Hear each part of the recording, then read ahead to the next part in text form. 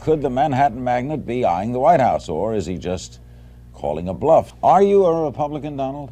I'm a Republican, yes. So if there were politics, it would be as a Republican? It would be, I guess, as a Republican, but I don't see that there will be politics. Why the ad, then? I mean, you said you wanted to say it. There's a lot of ways you can say things. I guess an ad is one way. You could have called up shows like this who would have been trying to have you come on. Why now? Well, it was very easy. I was tired, and I think a lot of people are tired of watching other countries ripping off the United States. This is a great country. They laugh at us. Behind our backs, they laugh at us because of our own stupidity and the leaders. I mean, what we have a Persian Gulf situation. You saw what happened today.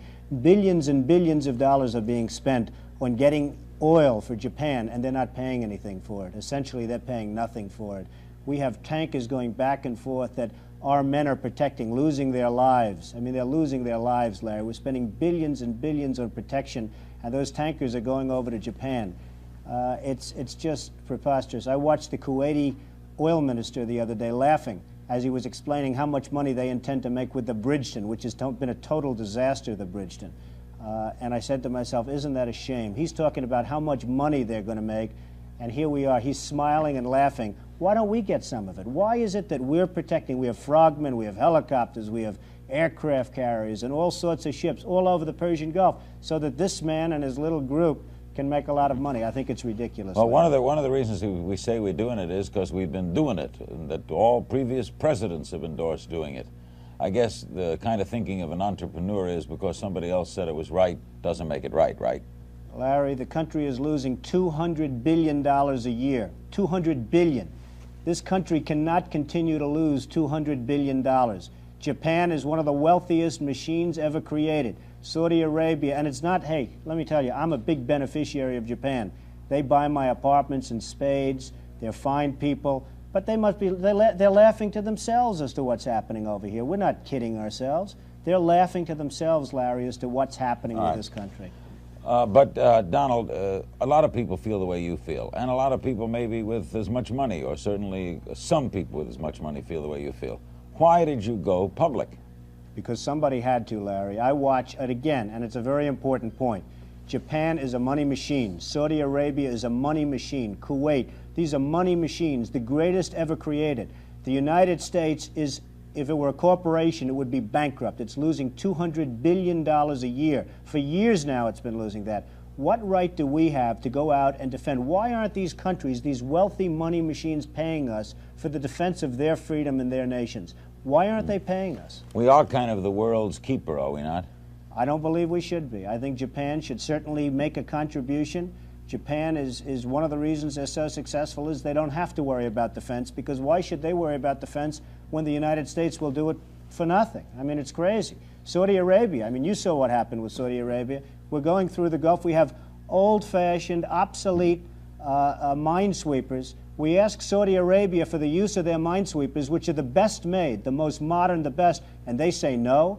Who are they to tell us no? We're not going to give you our minesweepers. It's ridiculous. They're only there for the sake of us as far as that's concerned.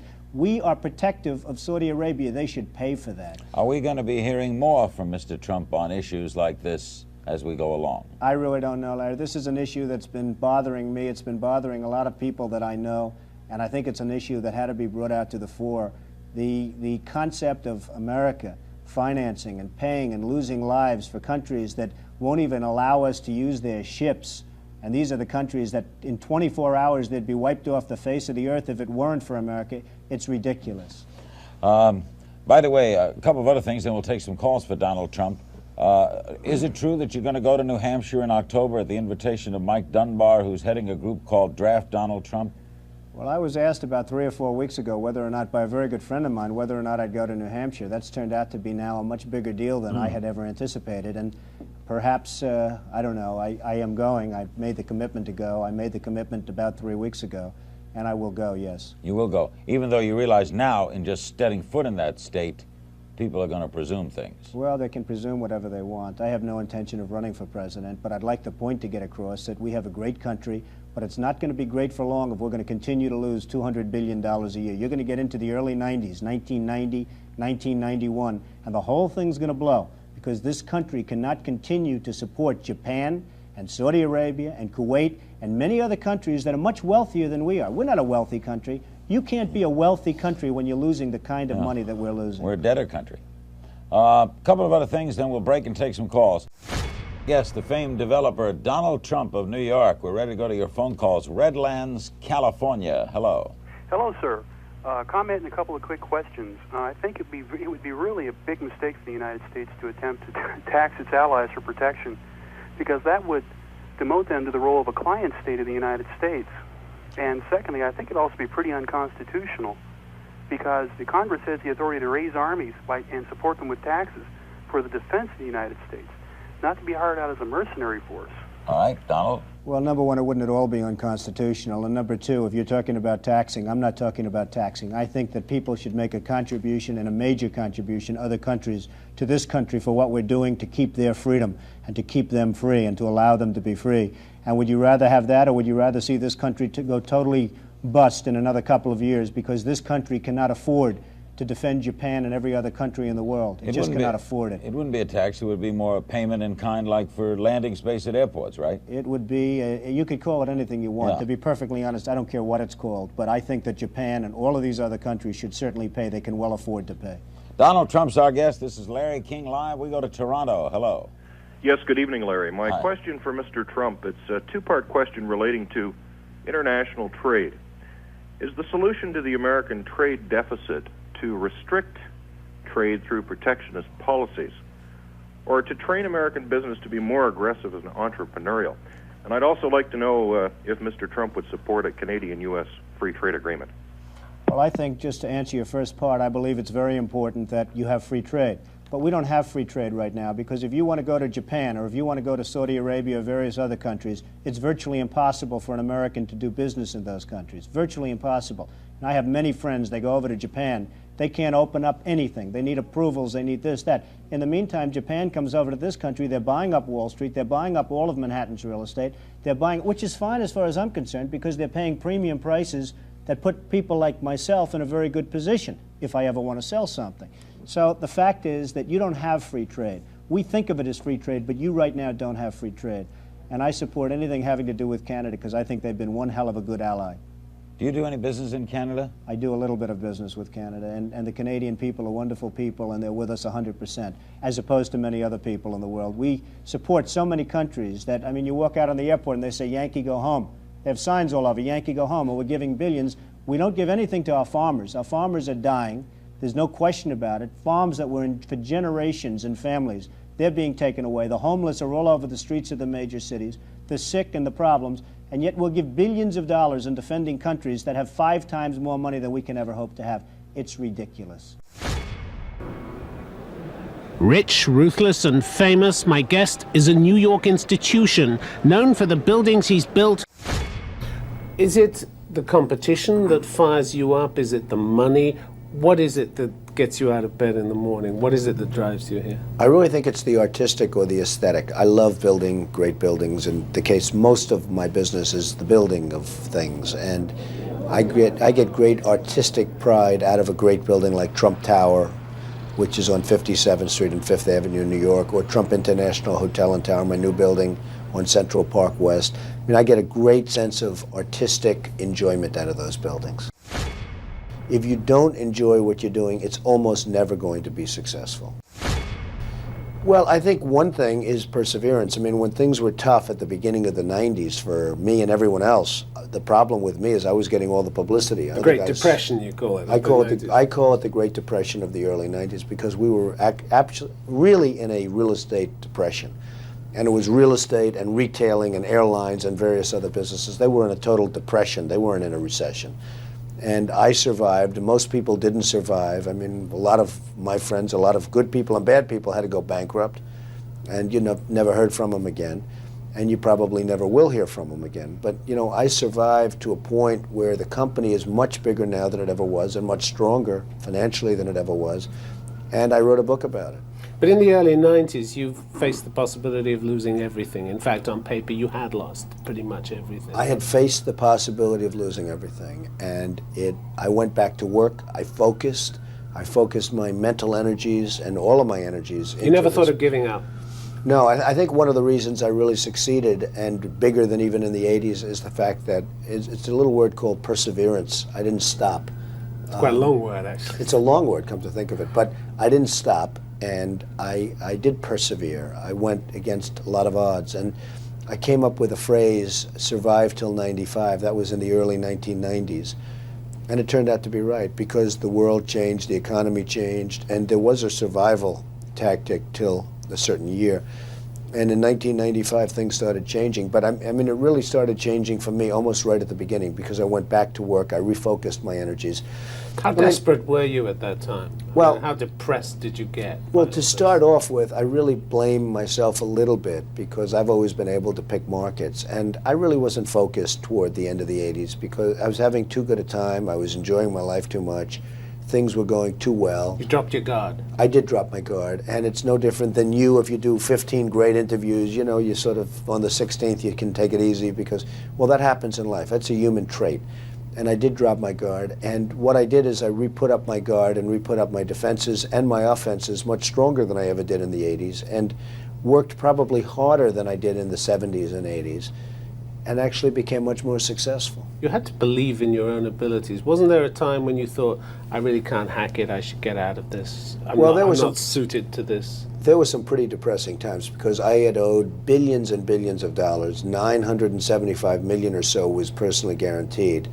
And that's a pretty deep hole. And when you're that deep in debt, you're mired in debt, and you're that deep in debt, I mean, that's a pretty rough situation to be in. There are lots of obstacles thrown in your way in terms of relationship. First of all, time, but even your own mental psyche. I mean, my thing is, I'm thinking about deals, and I'm thinking about these great buildings all over, and you know, that I'm doing, and I'm building the largest job ever approved by the New York City Planning Commission on the West Side. You know, that's a thought process. There's a lot of things that I'm doing and building, and I'm thinking about that maybe as opposed to relationship. I'm not saying that in a positive way, I'm saying it almost in a negative way, because it's very negative in terms of relationship. And success may be great in terms of living and lifestyle and beautiful homes and apartments and boats and planes and all of the stuff that doesn't mean very much, but success is not necessarily very good for a relationship. Most important to you seem to be your children. Is that right? This matters to you a great deal. Yeah, I have great children, and they're very important to me, and I think that's one of the great things that came out of both relationships.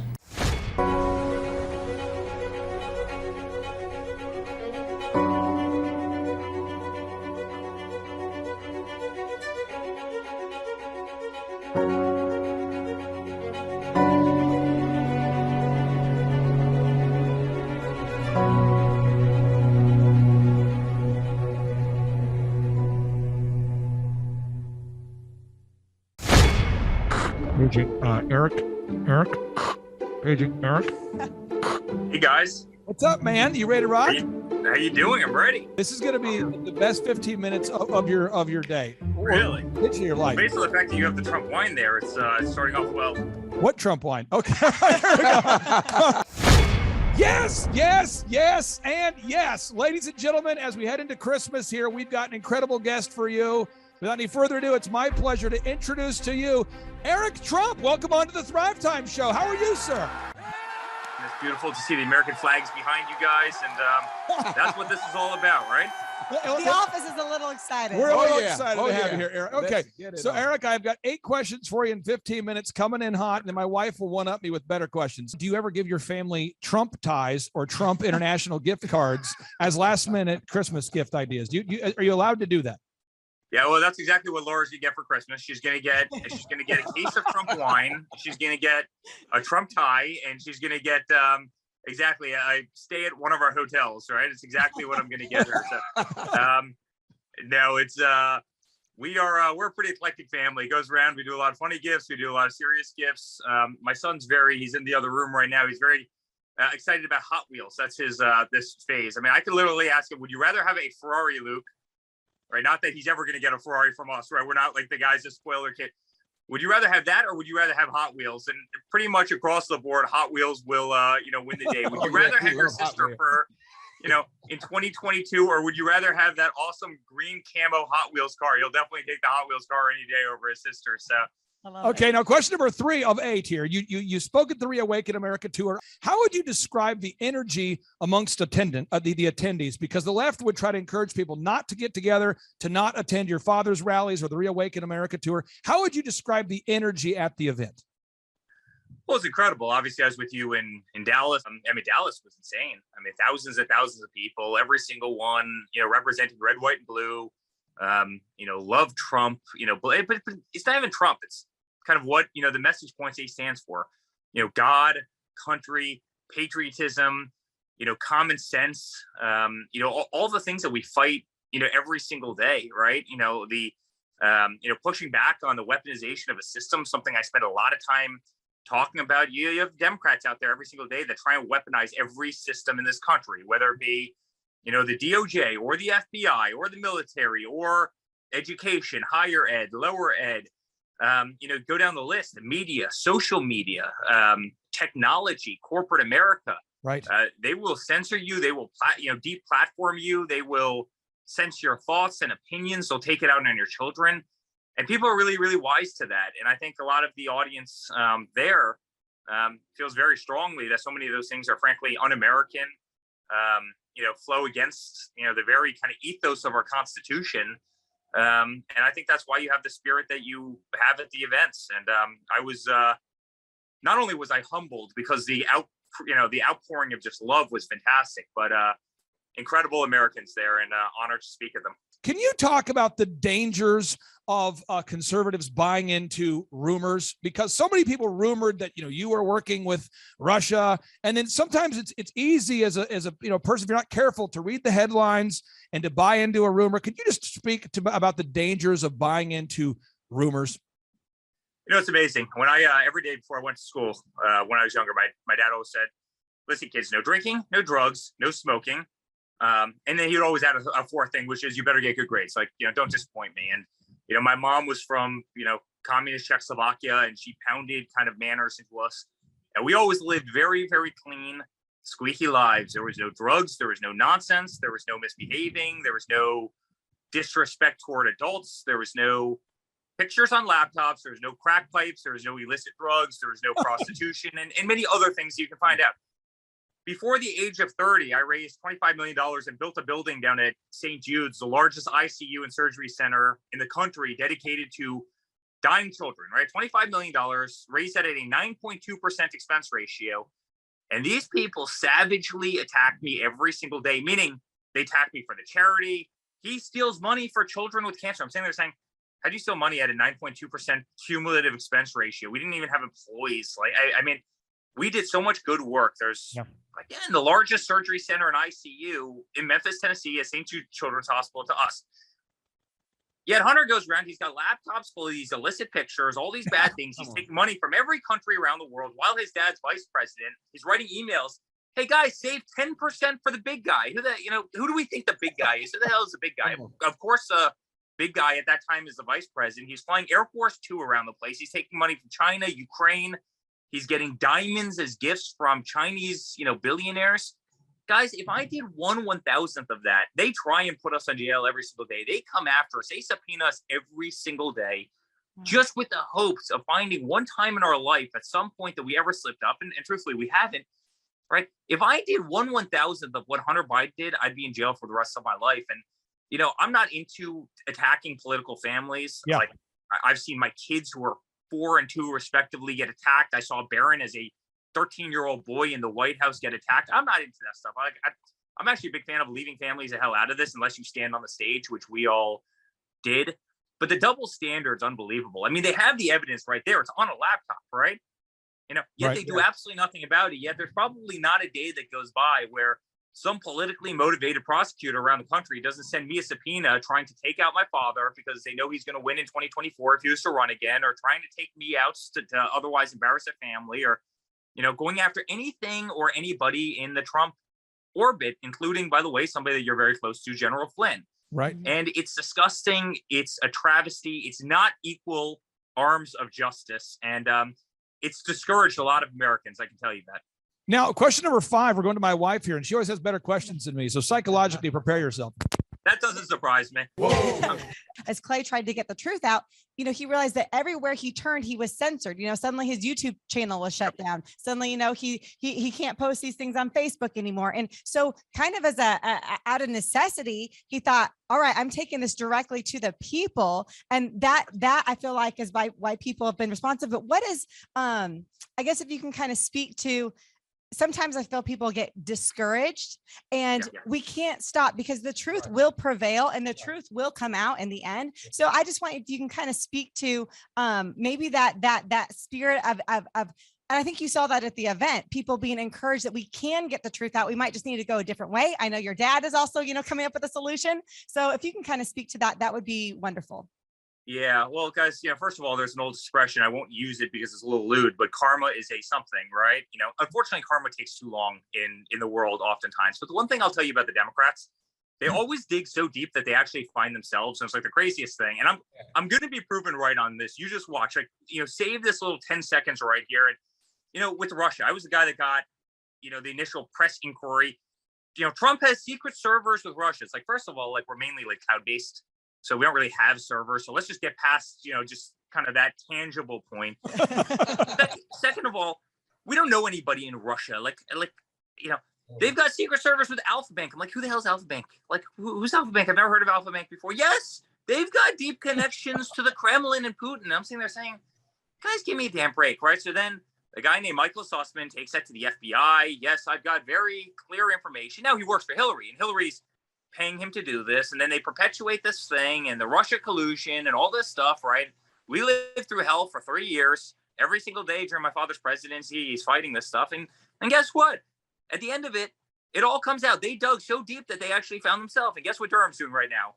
Looking at the Hillary campaign and looking at Hillary Clinton and looking at all these people who perpetrated these lies.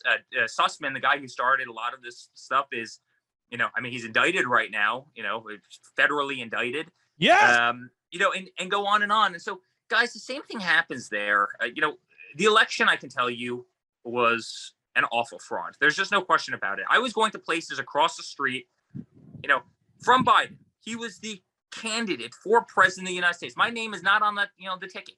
I'd have 1,000 people and I'd be 500 yards across, 2 blocks away from Biden at the same time he was speaking.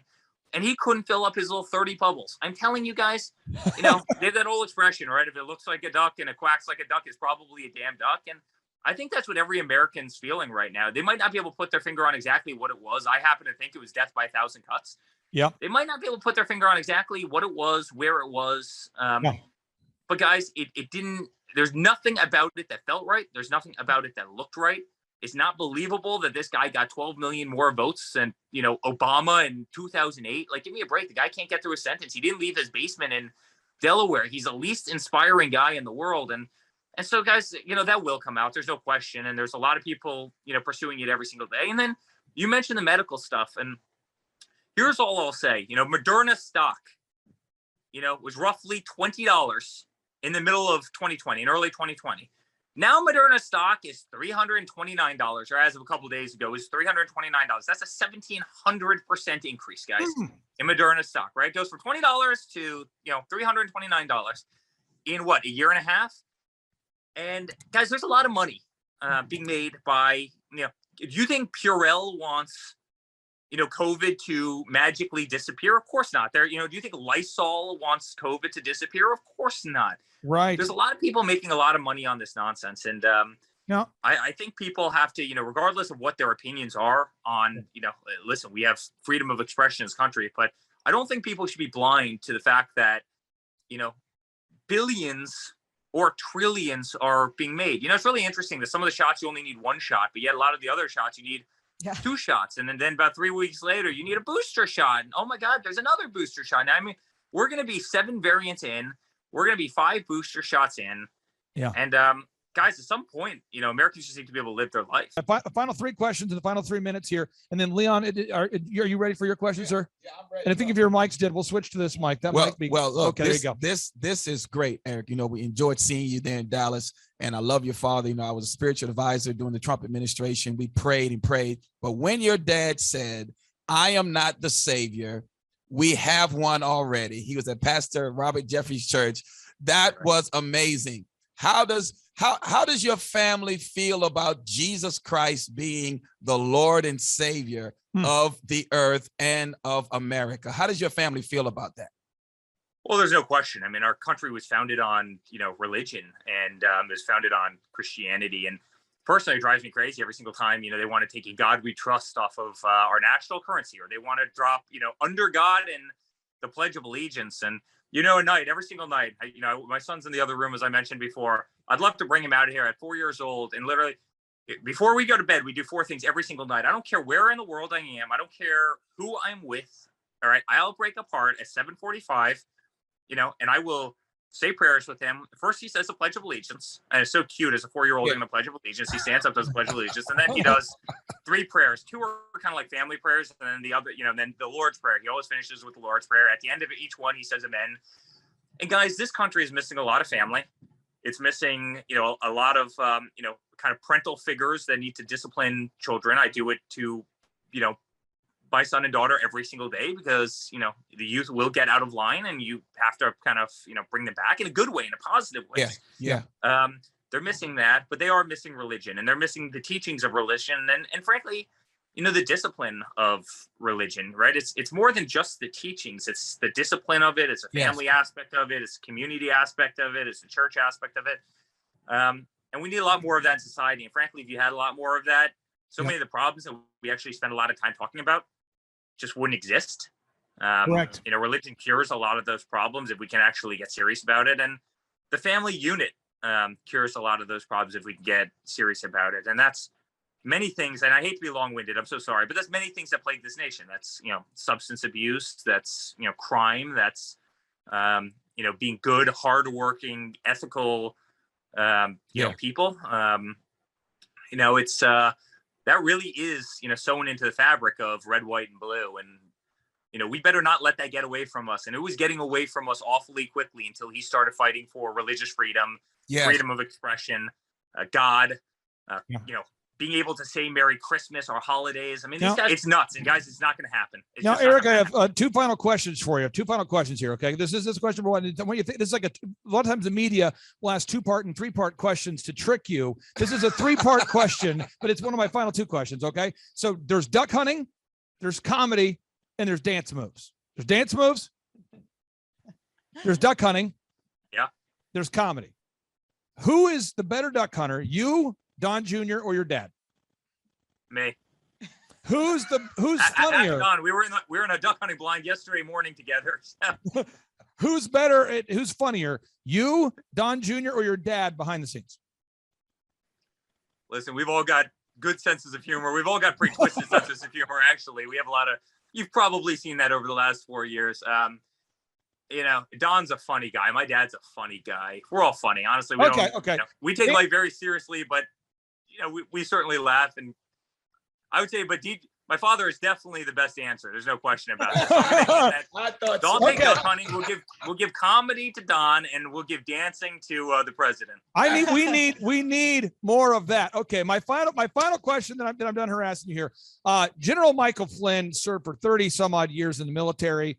He was your dad's choice, to be the chief intelligence officer. Peter Navarro, who is your dad's right-hand man in the White House, speaks super highly of General Flynn. Why does your family love General Flynn so much and all of the military? You guys are very pro-military and pro-General Flynn. Why is that? Yeah, I don't even think it was us knowing General Flynn. I think it was more the way they tried to crucify a man that's given his life for this country. By the way, General Flynn would much rather, be leading a military right now than talking on stage trying to regain the freedoms of this country. You better believe it, right? Kind of military spirit is ingrained in this. Yeah. But look what they tried to do to him. Look how they tried to destroy him. Look how they tried to frame him. And by the way, the guys, they do this to everybody. Oh, come in and talk to us, and it'll be a very nice conversation and help us. And then he says something. Oh, well, I think you just perjured yourself. I mean, guys, it's enough. It's enough of this stuff. I mean, this is a guy that gave, 30 years to his country, fought on battlefields around the world. You don't take people like that out. And the other side's willing to do it every single day. I mean, look what they tried to do to Kavanaugh. This is a guy I can tell you was not a party animal in high school, right? It's like, the guy's brilliant, absolutely brilliant. He's not out there doing all sorts of crazy things, right? They're willing to make up these allegations. They're trying to destroy a guy. I mean, destroy a person's life. They're trying to destroy his family's life because what? He is different kind of political. It's sick, guys. And they're willing to do it to anybody. They try and do it to us every single day, the way they weaponize politics.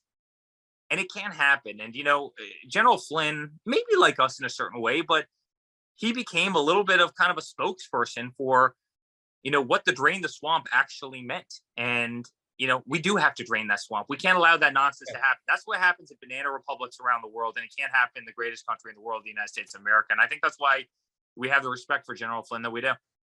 Eric, I really do appreciate you. I'll see if I can have the team round up some additional Hot Wheels for your son. Well, thank you for God bless you guys. We do live in the greatest country in the world. Have a great one, guys. See you. Amen. Take care, brother. Bye. Now, this office Right. is all you, and it's a little bit junky. Yeah. You know what? This I just got a few weeks ago. This is from the Marine Corps. That's the chair for The Apprentice that I used. Oh, wow. These are different things. Tom Brady's Super Bowl helmet. Wow. This is Mike Tyson's belt. This is Vince McMahon from the World Wrestling Federation. This is Shaquille O'Neal's shoe. Oh my God. Right here, which is a serious shoe. Is that a real shoe? That's a real shoe. He took it off after a game and handed it to me. Oh my God. I carried it like this. Yeah, I guess. Because you don't really like germs anyway, do you? No, from Shaq. How are you handling the campaign shaking hands when you don't love germs? Well, I mean, it's been proven. You shake hands, somebody has a cold, you probably catch a cold. But I do it because you have to do it, and it's one of those things. But this is some serious foot. Yeah. So all different things, and of course the big thing is the view of New York City. Now, do you live upstairs? I live upstairs, yes. In the penthouse? Yes. Okay, so do you think the White House is going to be as nice as your penthouse? The White House is very special. So is Trump Tower, but the White House is a very special place. It represents something that can be so good, and you will see what I'm talking about. How does your baby son feel about it? Because he would be the one who would live there. Well, I think he feels great. I mean, he didn't know if it was such a shot, but now he's saying, "Dad, you're winning. You're winning. I don't know. I'm not sure I like it." It's very interesting. Yeah. But he would be very happy, I think. How old is he right now? He's now 9, just turned 9. Okay. All right. Now, are you going to get down to business when we leave you, or are you going to get down to politics? I get down to business and politics. I'm running a business, and at the same time, I'm running for office. Whereas a politician, they only have to do the one thing, but I'm running a big business and also running for office. So as the days go by, I give more and more to my children to run and my executives. I have great executives, and that's not going to be a problem. So what's a normal day right now for you? Well, I would I get up at 5:30, read the papers, including the Wall Street Journal. But I read the Wall Street Journal, the Times, I read the different papers, and then I try and watch as much as I can television. You're seeing more and more with the politics because there's so much on television. Then I get to the office at 8:30. Now, do you exercise, or you just stay in shape? Well, I exercise a little bit, not as much as I would like to. I don't have time, really. And I do a lot of exercising because I walk around a lot. I'm doing a lot of things. Even when you're at a podium making a speech and you're ranting, and that's exercise. Don't kid yourself. That's you're standing up for an hour and 20 minutes and you're speaking to a great audience. So I get plenty of exercise. I like to play golf whenever I can, but it's not as much as I'd like to be able to play. You're supposed to be a pretty good golfer. I'm a pretty good golfer. You get to know people on a golf course, and you learn about people. I've won many club championships, and when you can win club championships, that tells you something. Winning a club championship is hard because you're competing against other very good players, and it's hard. So you win many of them, and you feel good about yourself. It's not easy. So what's your handicap? I guess I'm a 4 now. I would have been better, but I haven't been played. But I would say a 4. And that's really good. It's pretty good, yeah. I'm a pretty good player. Okay, so then you come in here at 8, and then do you mostly do political meetings, business meetings? What are you most focused on? Well, I would say now it's starting to be maybe the political's taking over a little bit over the business. And the business, I'm giving more and more of it over to the executives and my children to run. But, right now it's pretty much even. A lot of people call you the Donald. Has it all blended, or do you sometimes feel like you're just Donald? Or do you feel like you have to be the Donald and be on stage? Honestly, I don't think about it. I just do what I have to do. If you start thinking about that, bad things happen. You just have to do what you have to do. I come in, I do work like everybody else. I live maybe a different life or maybe not a different life, but I work hard. We can work hard. We have to work hard. If I win, I'm going to have to work so hard. But we're going to make, and I've said it, we're going to make the country better than it ever was. And we have a chance of doing that. Better. I don't mean just bring it back. We have a chance at making it better than it ever was. There's such incredible potential, such incredible people. And you mark my words, we'll be doing this in 3 or 4 years, hopefully together. And I think I hope you're going to be very impressed. Okay, we'll come back and see. Thank you. Okay, thanks. Thank you very much, Monica. Okay. Tell me this, walk me through this. When does the day start? What's your day look like from the morning till midnight? What's the day look like for the, Trump family? Well, listen, guys, remember, outside of politics, and I'm heavily involved in politics, I also run a, big company. So my day starts early, and we're not much, we're not big sleepers in our family. My father's not a big sleeper. I'm not a big sleeper. I'm normally a 5 a.m. guy, go to the gym, get to it, very, very early and, getting very late. And the last 2 nights we've come in at 1 o'clock in the morning and, come back from big fundraisers, big events. I was with him all over Georgia, North Carolina. I've been doing events all over the country. And so, no, guys, not a lot of sleep now between, obviously, kind of campaign schedule and, the final, 2 weeks, less than 2 weeks now, 12 days. And then obviously, the company, we've got some of the greatest hotels all over the world and golf courses and residential buildings, commercial buildings, literally on every corner of the globe. And so, not a whole lot of sleep in our family. And you're the EVP, right? You're the EVP of the entire organization. Yeah, that's what I do. Okay, so question with you there, because I got 4 kids and, we got businesses that we're running. How was the family conversations when you guys were kids, younger? Yeah. Think 10, 12, 13, 14 years old, 15 years old. Hey, one day you're going to run this and one day you're going to do that. What were those conversations like with Pops? No, actually, almost the exact opposite of that. We were thrown on construction sites, Don and I, at a very, very young age, right? About 11, started making, less than minimum wage, and I was pulling conduit, and I was doing HVAC work, tile work, concrete work, everything that you can possibly imagine, right? And I loved it, but it was, you're going to work with the stonemasons. These are guys, tough Italian guys.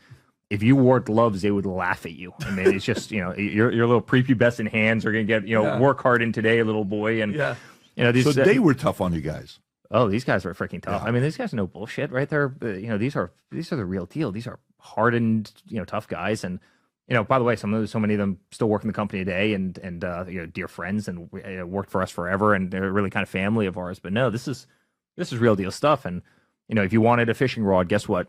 Honey, go out and work for it. Go dig a hole, go learn how to, run backhoes, bulldozers, chainsaws. And it's what we did every single summer. And it was the best thing that ever happened. And so I don't think there was any, hey, when you come into the business, it's work, earn it, and slowly grow your way in the company. And if you're really good at what you do, you can eventually have, the keys. And I don't even think that was stated. It was one of these things that we went out and we busted our butts every single day. And trust me, Donald Trump, right? He's no pushover.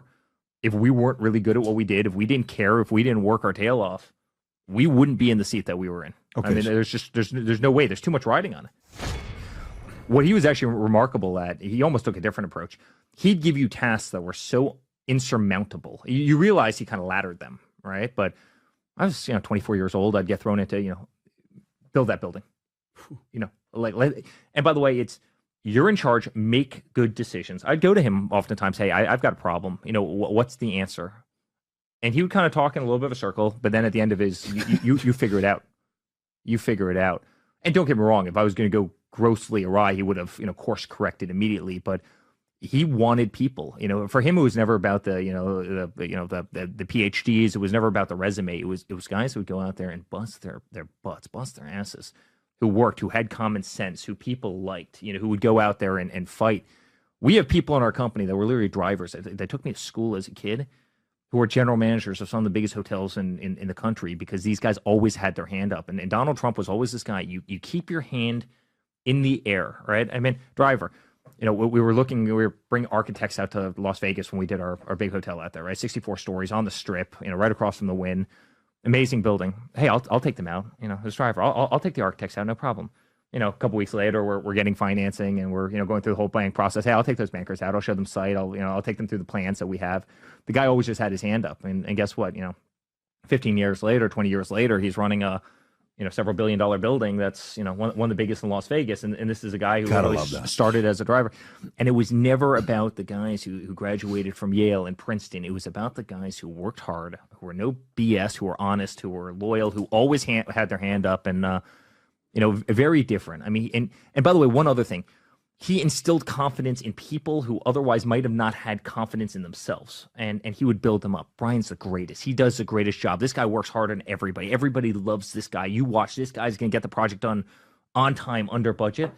And he built up their personality where they actually believed in themselves, where otherwise they would have said, hey, I'm just not qualified for that. I mean, how many times have you heard that across your life? And when in reality, they were almost the most qualified, in a crazy way. They had the street smarts. They had now he was a remarkable guy. He's made so many careers, remarkable boss, but you better believe when we were 14 years old, it wasn't, hey, when you take over the company one day, no, go out and dig that damn hole and work for it. Who are some of the longest standing employees within the organization, and what are the timelines? Well, if you haven't been in our company for 20 years, you're like a junior, very, very junior paper. I mean, I always say, you make it the first year with us and we love you, you're in for life. And you walk down the hall of our company, every single person, 20 years, 25 years, 30 years. I mean, it's a remarkable thing. And so many people who came through. I hate hiring from outside.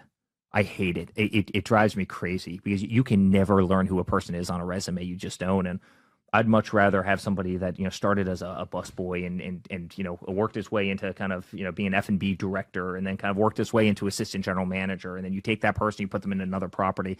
They succeed every single time because their heart and soul, their work ethic, I mean, they've just been tested over and over and over. And by the way, they're the people who are most appreciative. I mean, think about the kind of FU it sends throughout corporate culture. When somebody's worked in a company for 15 years and they've rose the ranks, and then you jump ahead of them and you go grab some guy, some stiff from Ritz-Carlton or something along those lines, and you bring them in and you totally jump over them. I try never to do that. And my father was the same way. He always liked hiring from within. I mean, listen, guys, we probably have 6,000-7,000 people in our company right now, right across, and growing awfully quickly. And but people whose careers he's made, I mean, it's remarkable. And by the way, people who would have never otherwise gotten jobs, and this is going to sound a little bit bad, so but 1980s, he was giving, very construction, very male-dominated industry in New York. I mean, very few females, and made many of his project managers female. He never gets any credit for that, and they were killers, and they went out and they did unbelievable things and built some, and he was always willing to just give whoever was the best person, whoever had their hand up, whoever would ever be that killer, who would ever work, kind of 24 hours a day to prove themselves. What were some of the common conversations? Again, when you were a kid, right? I'm not talking 20 plus. I'm talking 12, 13, 14, 15, 16, during that age. So he's always been a guy who's been myopically, and I think as a family. First of all, great sense of humor, right? We like to laugh. We like to poke fun. I mean, a lot of, kind of shit talk, for lack of a better term, right? Against all of us. And New Yorkers. You guys are New Yorkers. Yeah, 100%. You get it, right? But I mean, we're a very, very close family, but we're also a very alpha family, right? Very kind of competitive family. We have a lot of fun, and we're all probably loud in our own ways. Everybody wants the stage. Everybody wants the microphone. So you get a lot of that at our table. It's probably no different than your tables, right? But I think the conversation always kind of revolved. He was very myopically focused on whatever he was doing at the time, right? In the casino years, in the early years, I mean, he was myopically focused on casinos, right? And everything would be about the casino business and building the casinos. And is Michael Jackson going to show up today? Is Hulk Hogan going to show up today?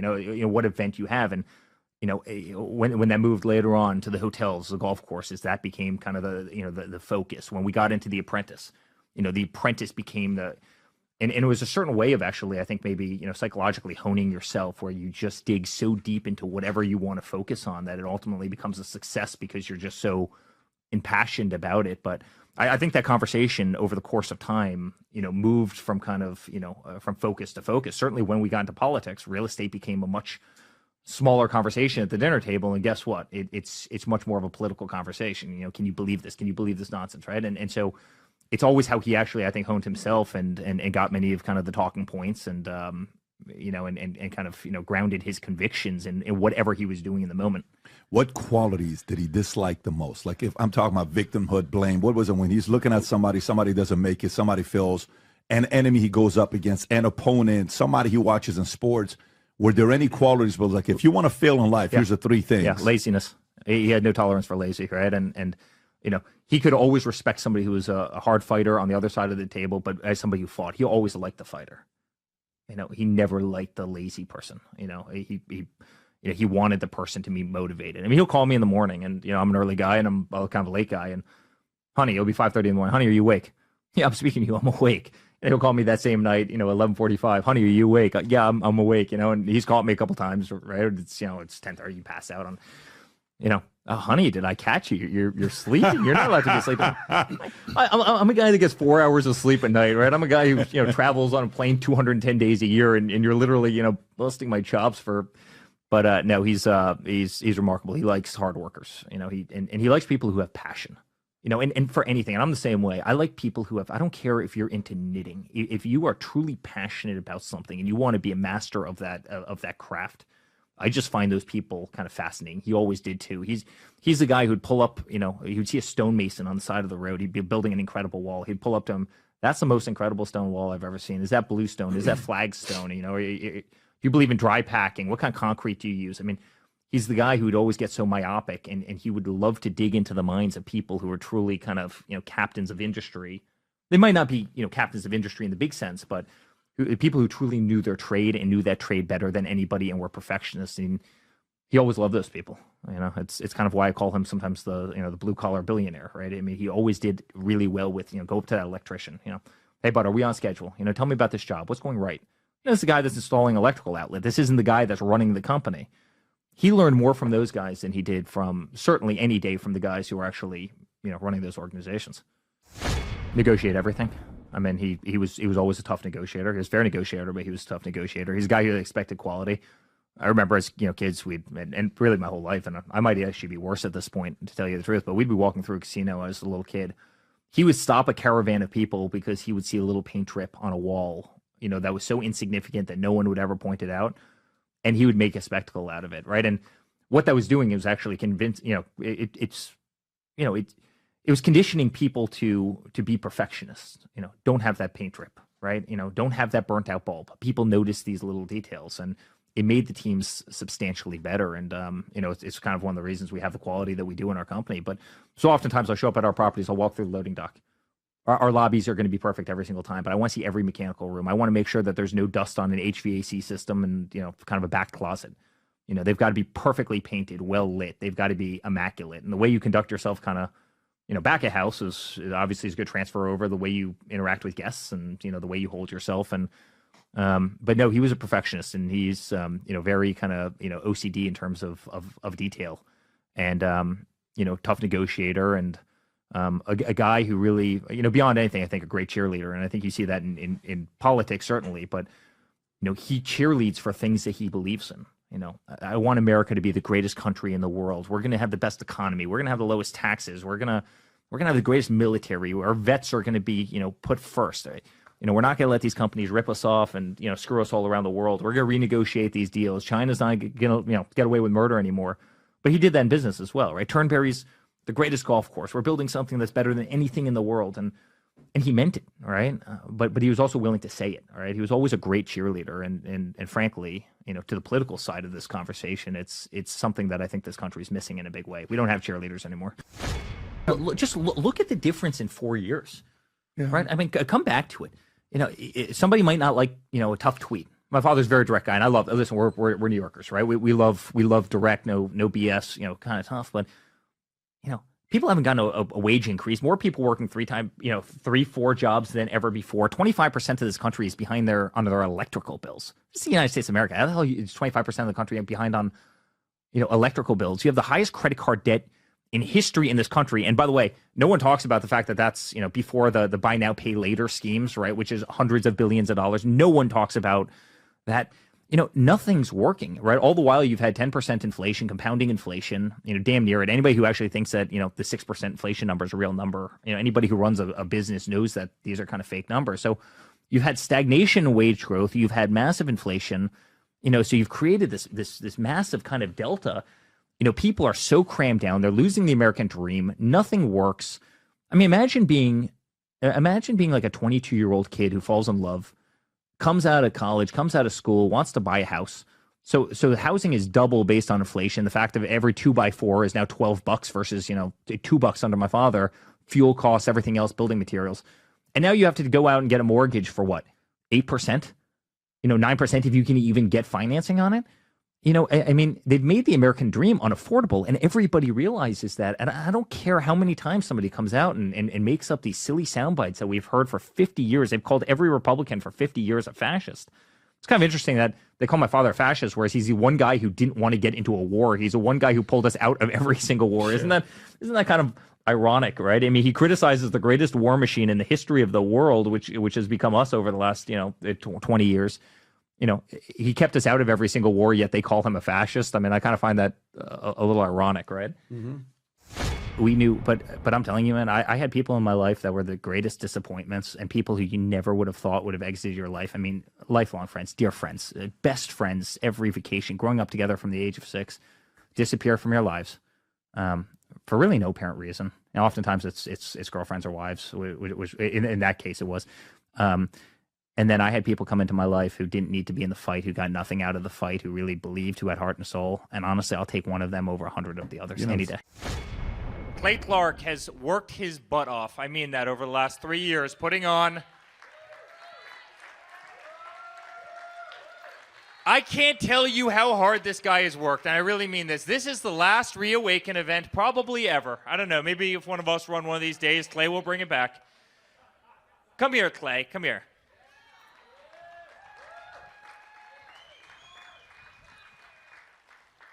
He is the hardest working, nicest guy who's gone all across the country. He's gone into the Lion's Den in places that you wouldn't believe. And there's other people up here. Everybody up on this stage has been at a lot of these events, General Flynn, everybody.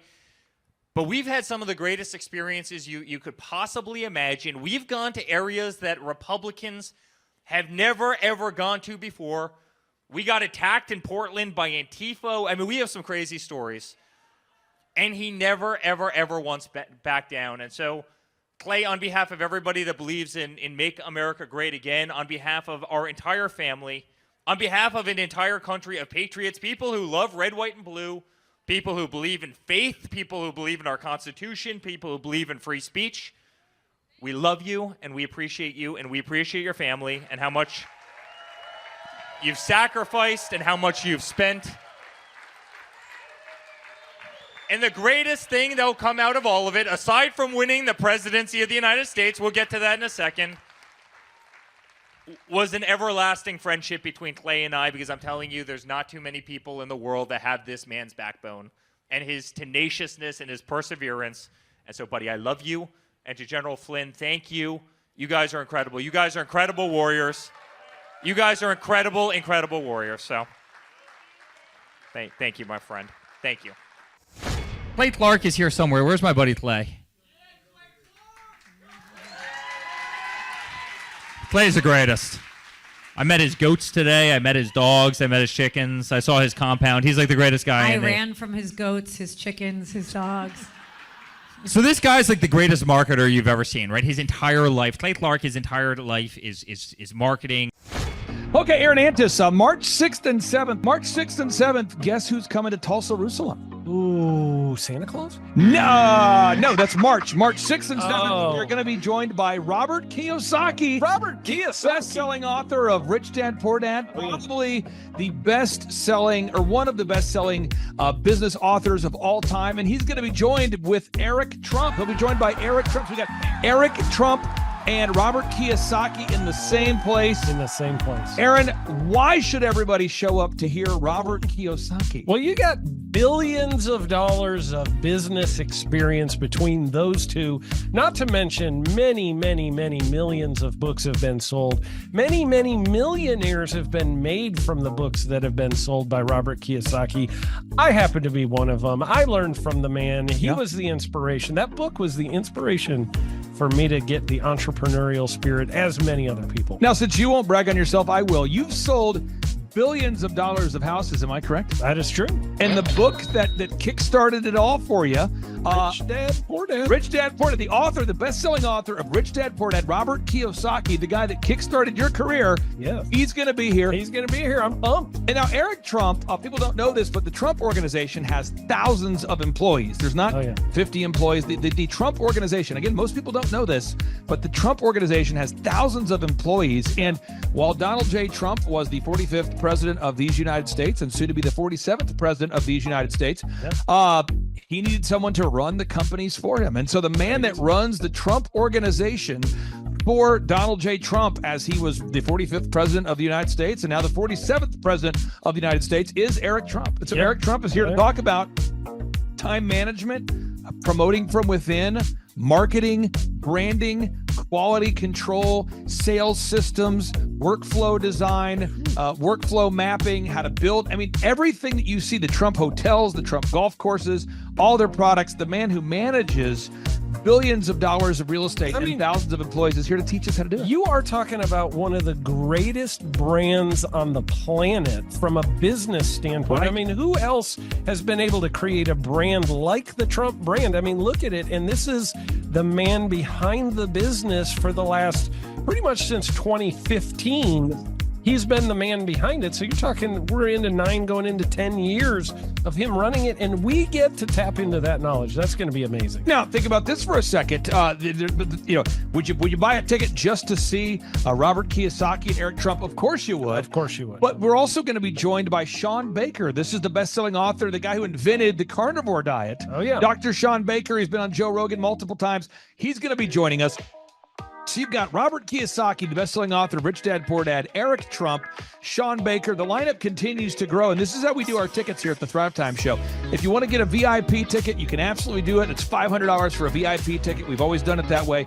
Now, if you want to take a general admission ticket, it's $250 or whatever price you want to pay. And the reason why I do that, and the reason why we do that is because we want to make our events affordable for everybody. I grew up without money. I totally understand what it's like to be in a tight spot. So if you want to attend, it's $250 or whatever price you want to pay. That's how I do it. And it's $500 for a VIP ticket. Now, we only have limited seating here. With the most people we've ever had in this building was for the Jim Brewer presentation. Jim Brewer came here, the legendary comedian Jim Brewer came to Tulsa, and we had 419 people that were here. 419 people. Yeah. And I thought to myself, there's no more room. I felt kind of bad that a couple people had VIP seats in the men's restroom. Oh, no, I'm just kidding. But I thought, you know what, we should probably add on. So we're adding on what we call the upper deck, or the top shelf. So the seats are very close to the presenters, but we're actually building right now. We're adding on to the facility to make room to accommodate about another 30 attendees or more. So again,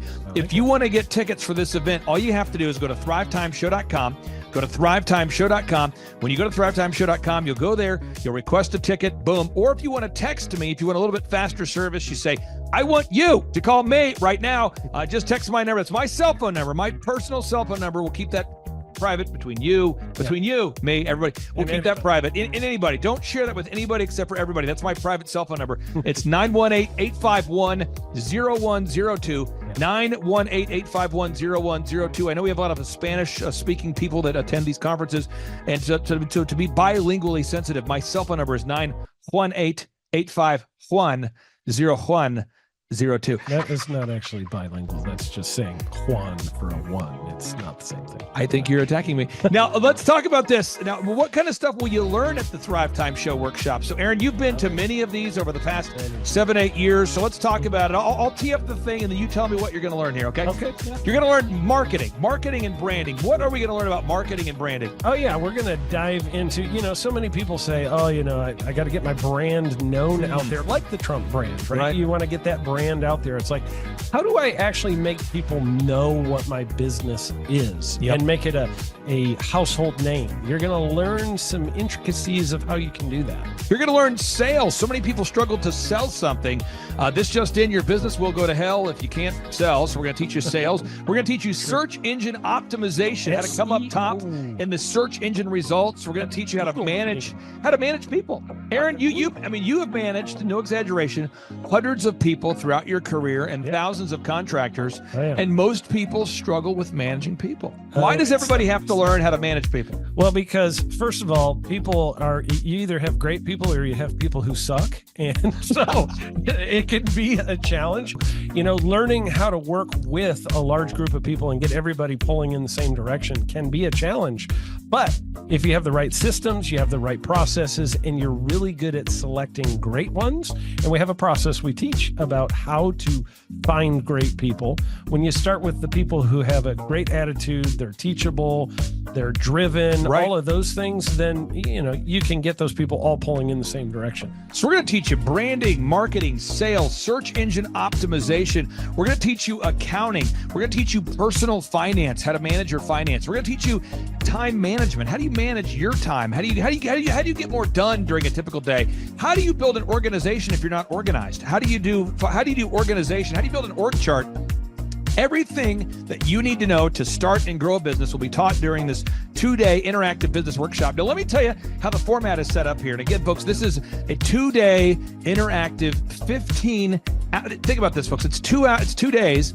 Each day it starts at 7 a.m. and it goes until 5 p.m. So from 7 a.m.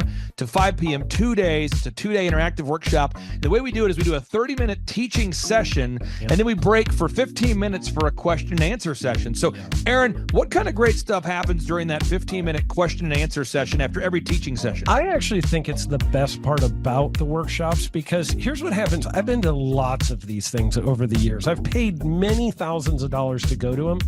And you go in there and they talk in vague generalities, and they're constantly upselling you for something, trying to get you to buy this thing or that thing or this program or this membership. And you leave not getting your very specific questions answered about your business or your employees or what you're doing on your marketing. And what's awesome about this is we literally answer every single question that any person asks, and it's very specific to what your business is. And what we do is we allow you as the attendee to write your questions on the whiteboard. Yep. And then we literally, as you mentioned, we answer every single question on the whiteboard. And then we take a 15-minute break to stretch and to make it entertaining when you're stretching. And this is a true story. When you get up and stretch, you'll be greeted by mariachis. There's going to probably be alpaca here, llamas, helicopter rides, a coffee bar, a snow cone. There's just... You had a crocodile one time. That was pretty interesting. I should write that down. And I feel sorry for that one guy that we lost. The crocodile, we duct taped its face so that we duct taped. No, it was a baby crocodile. And it was duct tape. Yeah, duct tape around the mouth so it didn't bite anybody. But it was really cool passing that thing around and I should do that. We have a small petting zoo that will be assembled. It's going to be great. And then you're in the company of hundreds of entrepreneurs. So there's not a lot of people in America today. In fact, there's less than 10 million people today, according to U.S. Debt Clock, that identify as being self-employed. So if you have a country with 350 million people, that means you have less than 3% of our population that's even self-employed. Yeah. So you only have 3 out of every 100 people in America that are self-employed to begin with. And when Inc. magazine reports that 96% of businesses fail by default, you have a 1 out of 1,000 chance of succeeding in the game of business. But yet the average client that you and I work with, we can typically double this. And this is no hyperbole, no exaggeration. And I have thousands of testimonials to back this up. We have thousands of testimonials to back it up. But when you work with a home builder, when I work with a business owner, we can typically double the size of the company within 24 months. Yeah. Double. And you say double? Yeah, there's businesses that we have tripled. There's businesses we've grown 8x. There's so many examples you can see at thrivetimeshow.com. But again, this is the most interactive, best business workshop on the planet. This is objectively the highest rated and most reviewed business workshop on the planet. And then you add to that Robert Kiyosaki, the best-selling author of Rich Dad, Poor Dad. You add to that Eric Trump, the man that runs the Trump Organization. You add to that Sean Baker. Now you might say, but Clay, is there more? I need more. Well, okay, Tom Wheelwright is the wealth strategist for Robert Kiyosaki. So people say, Robert Kiyosaki, who's his financial wealth advisor? Who's the guy who manages, who's his wealth strategist? His wealth strategist, Tom Wheelwright, will be here. And you say, Clay, I'm not going to get a ticket unless you give me more. Okay, fine. We're going to serve you the same meal both days. True story. We cater in the food, and because I keep it simple. I literally bring him the same food both days for lunch. It's Ted Escondido's, an incredible Mexican restaurant. That's going to happen. And Jill Donovan, our good friend, who is the founder of Rustic Cuff. She started that company in her home, and now she sells millions of dollars of apparel and products. That's rusticcuff.com. And someone says, I want more. This is not enough. Give me more. Okay. I'm not going to mention their names right now because I'm working on it behind the scenes here. But we've got one guy who's given me a verbal to be here. And this is a guy who's one of the wealthiest people in Oklahoma, and nobody really knows who he is because he's built systems that are very utilitarian, that offer a lot of value. He's made a lot of money in the it's where you rent. It's short term. It's where you're renting storage spaces. He's a storage space guy. He owns what do you call that? The rental, a storage space. Storage units. This guy owns storage units. He owns railroad cars. He owns a lot of assets that make money on a daily basis, but they're not like customer facing. Most people don't know who owns the mini storage facility, or most people don't know who owns the warehouse that's passively making money. Most people don't know who owns the railroad cars, but this guy, he's given me a verbal that he will be here, and we just continue to add more and more success stories. So if you're out there today and you want to change your life, you want to give yourself an incredible gift, you want a life-changing experience, you want to learn how to start and grow a company, go to thrivetimeshow.com. Go there right now, thrivetimeshow.com. Request a ticket for the 2-day interactive event. Again, the day here is March 6th and 7th. March 6th and 7th, we just got confirmation. Robert Kiyosaki, best-selling author, Rich Dad, Poor Dad, he'll be here. Eric Trump, the man who leads the Trump Organization. It's going to be a blasty blast. There's no upsells. Aaron, I could not be more excited about this event. I think it is incredible. And there's somebody out there right now, you're watching and you're like, but I already signed up for this incredible other program called Smoke Your Way to Thin. I think that's going to change your life. I promise you this will be 10 times better than that. Looks like I picked the wrong week to quit smoking. Don't do the Smoke Your Way to Thin conference. That is, I've tried it. Don't do it. Yeah, chain smoking is not a viable. I mean, it is life-changing.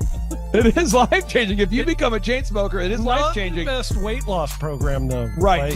Really. So if you're looking to have life-changing results in a way that won't cause you to have a stoma, get your tickets at thrivetimeshow.com. Again, that's Aaron Antis. I'm Clay Clark, and reminding you and inviting you to come out to the 2-day interactive Thrive Time Show workshop right here in Tulsa, Oklahoma. I promise you it will be a life-changing experience. We can't wait to see you right here in Tulsa, Oklahoma.